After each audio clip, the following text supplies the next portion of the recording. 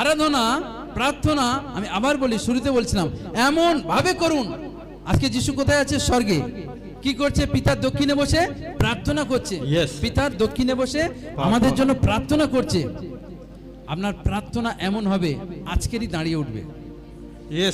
পেরিত্তা 7 অধ্যায়, স্টিফেন যখন পাথরের দ্বারা মার খাচ্ছে, জীবন তার হানি হচ্ছে, শেষ হয়ে যাচ্ছে, সেই সময় নম্র হলেন, হাঁটু গাড়লেন, প্রার্থনা করতে শুরু করলেন, পিতা ইহাদেরকে ক্ষমা করো, এদেরকে ক্ষমা করো।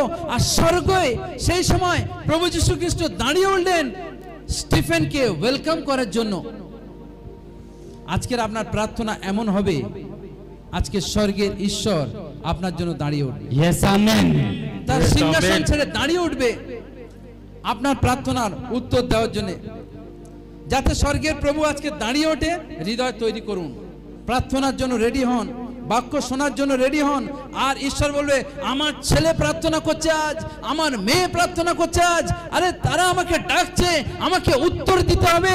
তাদের চোখের জল আমি দেখেছি, আমি নিজেকে আর কন্ট্রোল করতে পারছি না, আমি উঠে দাঁড়ালাম তাদের প্রার্থনার উত্তর দেওয়ার জন্য।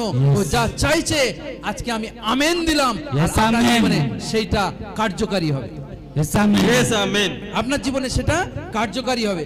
হালেলুয়া, হালেলুয়া, জোরে বলি আমেন, আমেন।